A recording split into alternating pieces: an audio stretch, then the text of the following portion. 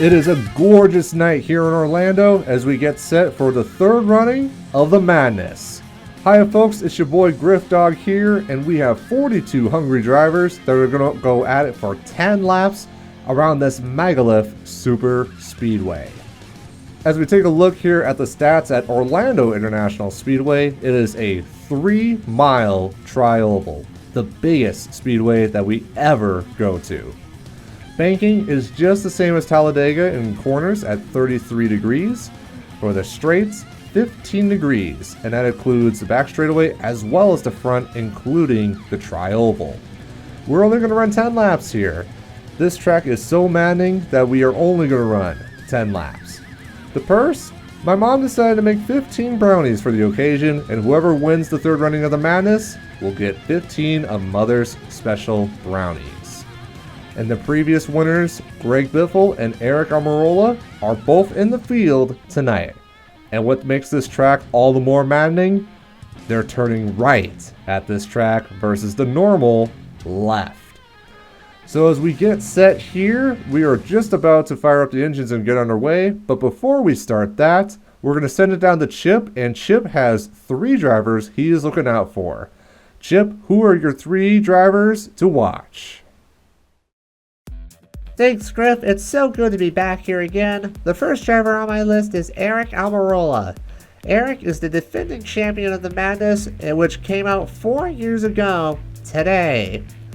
Eric Almirola, as we all know, won the Madness, and he had to hold off a few hard-charging drivers, including Casey Mears, Greg Gaulding, as well as Eric Jones and Paul Menard.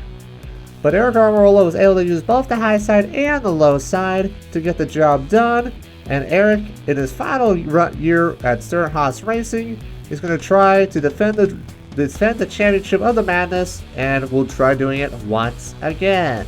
The second driver on my list is Chase Elliott. The reason why Chase is on my list is because, as of the recording of this race, he is the only Hendrick driver to not win a race in 2022. Kyle Larson won at Auto Club Speedway, Alex Bowman won at Las Vegas, and William Byron won at Atlanta. But Chase does have some history of winning in the super speedways. In a different universe, Chase Elliott did win the 2016 Daytona 500, driving the number 94 Napa Auto Parts Chevy for Hendrick Motorsports. Can Chase win again in a different universe? We're about to find out in 10 short laps. And then the final driver on my list is Greg Biffle. Greg is back. He is the inaugural winner here at the Madness, and he's back once again and to see if he becomes the first multi-time winner here at Orlando International Speedway. How he got it done is in a former reconfigured version of the track. They were 4-5 wide racing, as you would expect in Orlando, and Biffle had to hold off Tony Stewart, Ty Dillon, Kevin Harvick, and a whole host of others. Unfortunately, Greg Biffle was not able to go to victory lane because the big one happened right after they passed the finish line. So Biffle was wrecked out, and so he was not able to go to victory lane. He had to celebrate in the infield care center. So we'll see if Greg Biffle can get the job done, and can he keep it clean and go to victory lane for the first time. And by the way, Griff, I'm a little disappointed that I was not in the 2018 Summer Showdown. You see, I tried. The engines have fired and the cars are about to roll off for their 1 pace lap here. And as the cars roll, we're going to show you the starting lineup here for the third running of the Madness. Starting on the pole is JJ Yaley, and alongside him Ryan Preece in the Jacobs car for Rick Ware Racing. Starting in row 2, we got Austin Cindric, the defending Daytona 500 champion, and Eric Almirola, as we talked about before, the 2018 winner of the Madness. He has also won at Talladega in 2018. Starting in row 3, another super speedway winner. Bubba Wallace won at Talladega in 2021 in the fall. And Ty Dillon, he has won in the ARCA series at Talladega. Row number 4 has Chris Buescher in the 17, and Josh Bilicki will get to start in 8th in the number 77 Ziegler Chevrolet for Spire Motorsport. And then rounding out the top 10, Chase Elliott is going to start 9th, and BJ McLeod, driving a paint scheme reminiscent of Davey Allison back in the day, is going to start in 10th. Could BJ pull off the upset here tonight? And as we look here at the rest of the starting field, we got Ricky Stenhouse Jr., winner of Daytona and Talladega, and Daniel Suarez. Greg Biffle, 2016 Madness winner, and Corey LaJoie in row 7. Kyle Busch and Todd Gilliland will start 15 and 16th here. Brad Keselowski and Jacques Villeneuve is back once again, and he will start in 18th. Alex Bowman, Las Vegas winner, and Eric Jones, winner of the Clash in 2020. Ryan Blaney, two-time Talladega winner, and Cody Ware will start in 22nd. Chase Briscoe, Phoenix winner, and Cole Custer will start in 24th. Martin Truex Jr. never won a superspeedway race in the Cup, and Daniel Hemrick will start on the outside. Tyler Reddick and Fred Jones makes a special appearance here as he will start in 28th. Justin Haley and Christopher Bell will start in 29th and 30th. Row 16, Kurt Busch and 2021 Daytona 500 champion Michael McDowell. Austin Dillon and Noah Gragson makes his debut at the Madness. Ross Chastain and Kaz Grala, driving for Floyd Mayweather, will start in 36th. Denny Hamlin and Kyle Larson, defending champion, will start 38th. Joey Logano and William Byron will start in row 20th. And then in the final row, Kevin Harvick and Harrison Burton will start 42nd. Glad to have you guys along for the ride here as we're about to start NR2003 Short 43. Welcome to the madness here, and thank you for coming along. The green has dropped here, and we are racing here at Orlando International Speedway.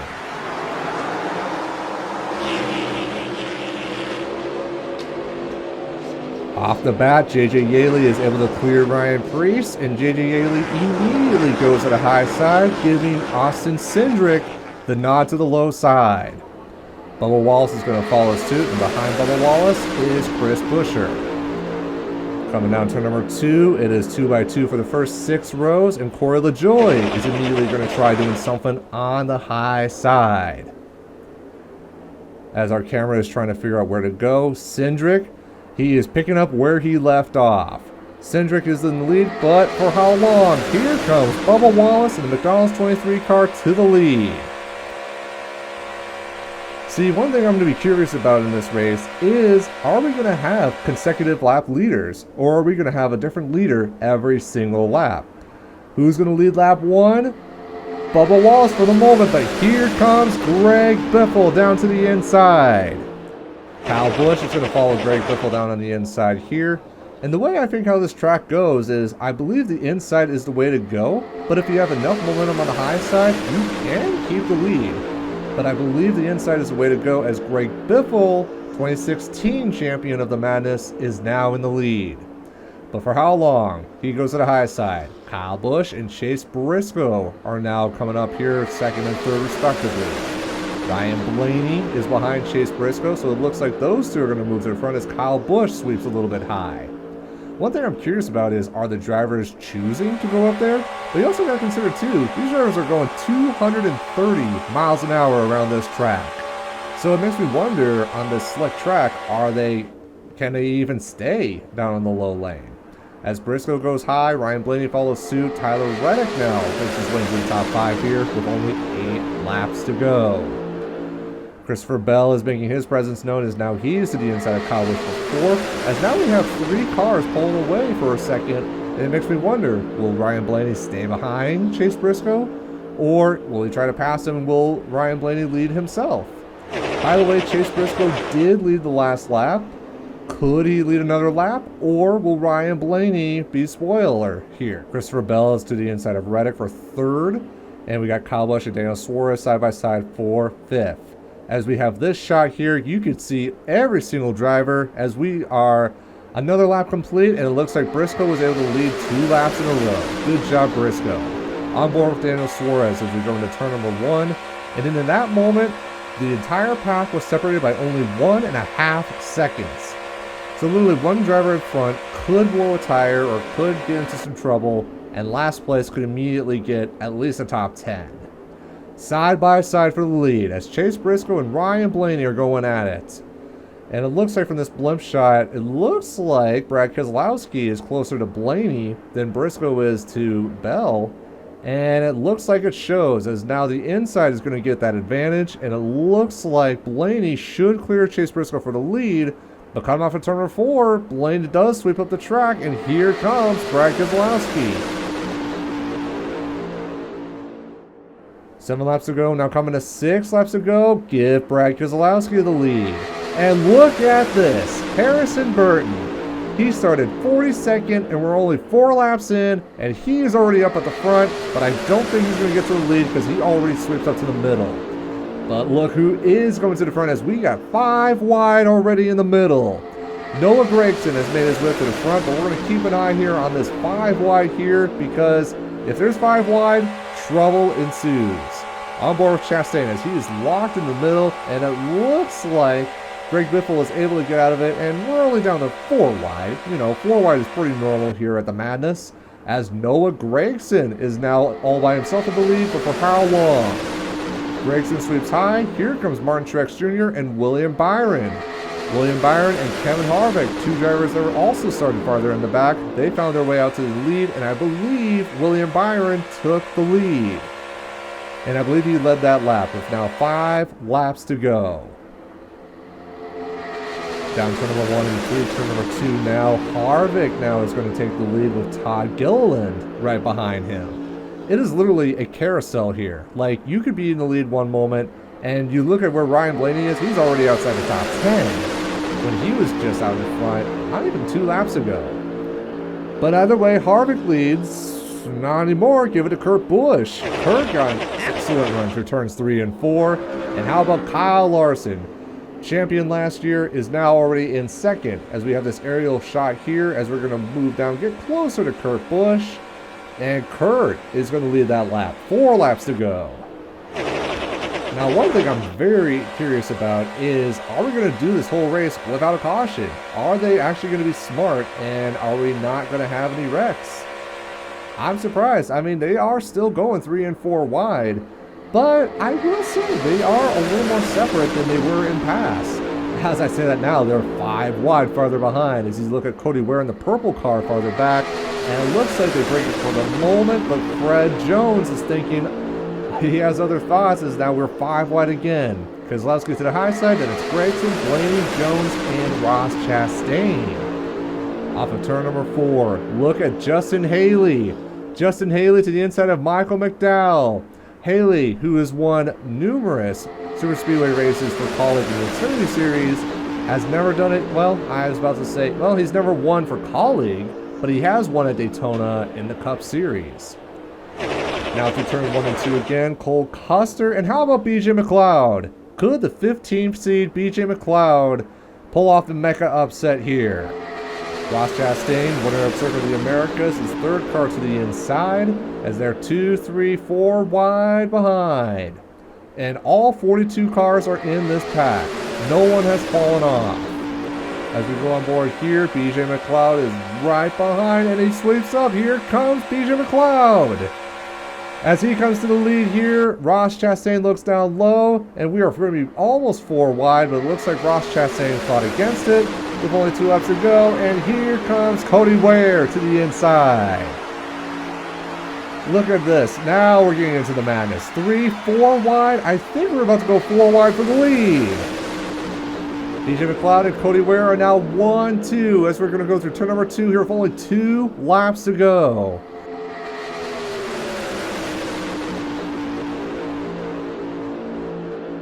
As now they are going to be 4 wide. Look at Ty Dillon now to the inside. They're going to be 4 wide here through turn number 3. And it looks like we got problems. William Byron goes around. Kurt Busch is around. Kaz Grala goes around. Caution is out. And guys, it just isn't madness without a little overtime. Ty Dillon, Ross Chastain, and Justin Haley. No, I think Daniel Hemrick is going to be 3rd here as the cars are going to slow down. Kurt Busch has a little bit of damage. Kaz Grala's got a little bit of damage, but every car is going to keep rolling here. And I think all 42 drivers still have a shot to win the 3rd running of the madness. Well, guys, it was bound to happen. A wreck was bound to happen at some point here, and the race is not over. So as we rack up the field here and we get our first shot at overtime, we'll take a look at some replays here to see what happened here in turn number 3. So watch in the middle. See how Fred Jones there is in the middle, and he is really extremely close to Kurt Busch.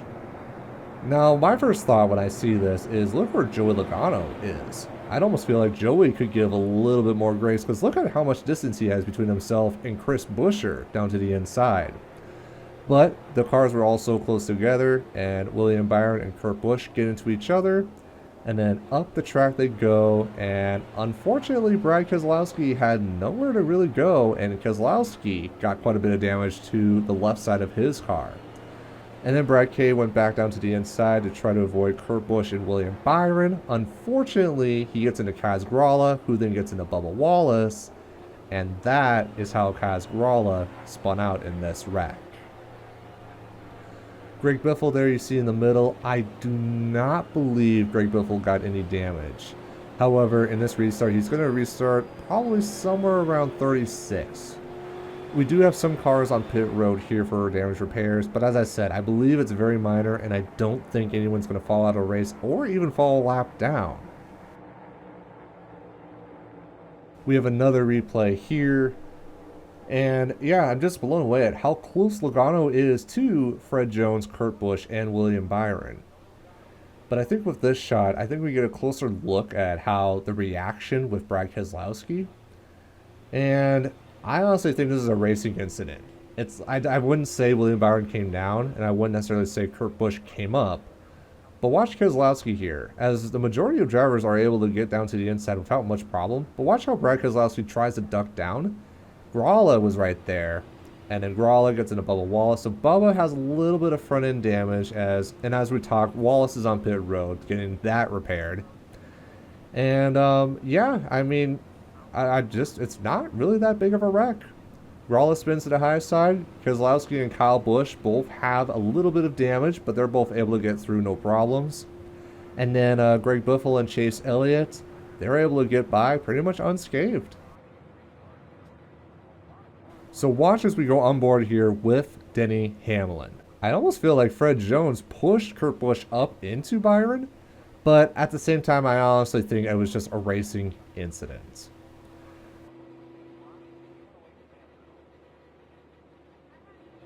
Field has gotten the one to go here, and all the drivers are, well, not the drivers, the cars are repaired. Hopefully the drivers are repaired, and hopefully the drivers are good to go. As we're on board with Ross Chastain, as you see on the screen here, the rundown of where everyone is at. Ross Chastain, who we saw won at Circuit of the Americas earlier, he is right there, and he could potentially win it. Ty Dillon, who has never won a cup race, is alongside. And then how about the colleague cars? Daniel Hemrick and Justin Haley, 3rd and 4th, respectively. Now, colleague has not won at a super speedway race in the Cup Series yet, but they have plenty of success in the Xfinity Series. Jeb Burton won in, I believe it was last year. Justin Haley, as we said, has won a few times already, so they know how to get the job done at super speedway races. Here's the problem though. This is the Cup Series. We have 42 Cup drivers, and let's not forget, they're turning right. So anything can happen here. And the way how it works here is if the cars wreck and it's still 2 to go, we're going to rack them up again, and we're going to try it once again. But because this is the power of NR2003, if the white flag comes out and we're racing and there's a wreck, we're racing to the finish. Like, we're going to be able to do it. We have the power to do it. And that's how it's going to go. So the pace car pulls in. We have 2 laps to determine the winner of the 3rd running of the Madness.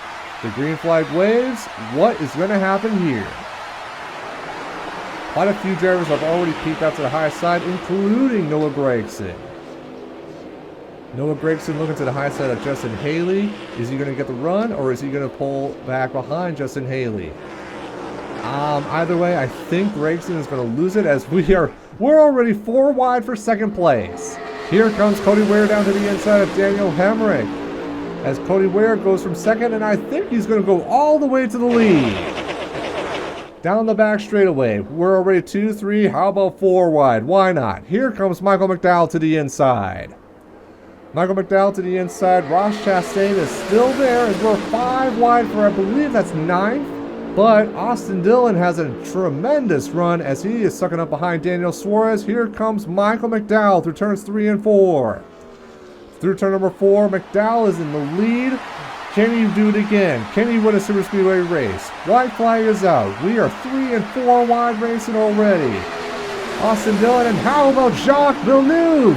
Jacques Villeneuve is right there as they're going to be 4 wide for the lead.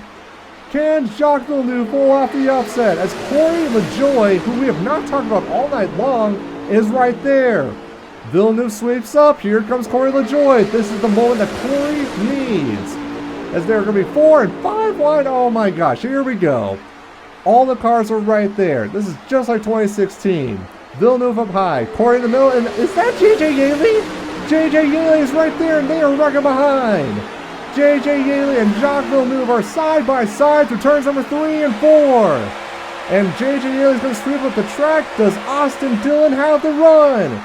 4 cars under a blanket, and it looks like JJ Yeley has pulled off the upset, and he will win the 3rd running of the Madness. This is maddening. We literally did not talk about JJ Yeley at all tonight. We mentioned him as the pole setter, and he just comes out of nowhere and wins it. There's Ryan Blaney. Lots of damage to his car. Daniel Suarez was involved. Corey LaJoie. There's Daniel Suarez. His car is so damaged, he's not even going to make it to the finish line. He's going straight to pit road. Lots and lots and lots of cars involved. William Byron, Kyle Larson, Bubba Wallace have lots of heavy damage. Todd Gilliland is involved. But guys, JJ Yeley has pulled off one of the biggest upsets in history ever. This team did not even make the Daytona 500.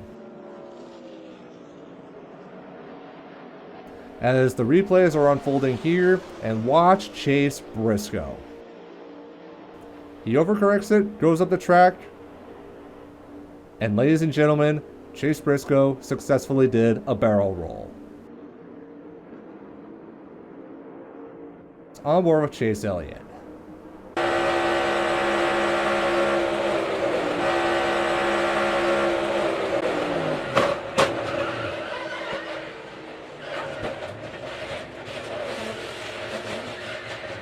As you just see nothing but carnage in front. And you see one car flipping there. I believe that is Chris Buescher. Watch again as you have several cars wrecking. Try to find your favorite driver. Lots of cars got some air, including Suarez and Kyle Larson. And then Buescher does a little barrel roll down the banking, down the turn. Very reminiscent of what he had to go through at Talladega in 2016. Here's another replay as Chase Elliott gets so close to Chase Briscoe.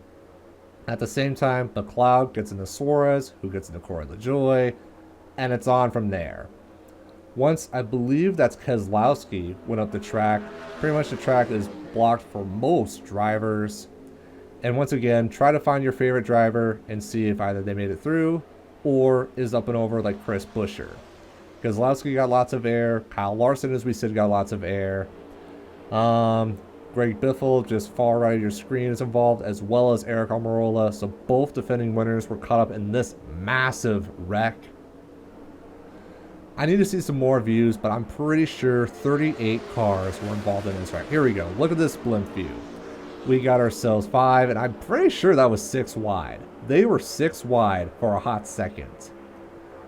And watch. I think the only drivers that did not get involved were JJ Yeley, Jacques Villeneuve, Austin Dillon, and BJ McLeod.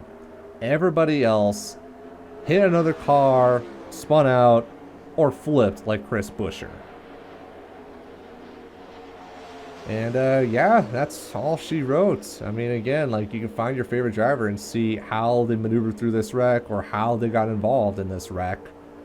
And you know what? It's all part of the madness, man. It's like you have so much to go for, and especially with the way... Okay, sorry to interrupt myself, but let's go on board with Kyle Busch. He is 42nd at this moment. And just watch how he maneuvers through this wreck. Makes sense how he's a 2-time Cup champion. So you see Briscoe down to the inside, and then you see all the madness ensuing in front of him. Kyle goes down to the inside. Now, unfortunately, Kyle Busch was involved, and I believe with this onboard, as we look at Ty Dillon, Todd Gilliland, Brad Keselowski, right there, the camera shook. He slammed into the back of William Byron, and that's how William Byron went up the track, and he hits, I believe, Bubba Wallace. But guys, Kyle Busch stuck with it down to the inside, and I believe he ended up finishing 8th in this race. So in one turn, Kyle Busch went from 42nd to 8th. Was on board with Ricky Stenhouse.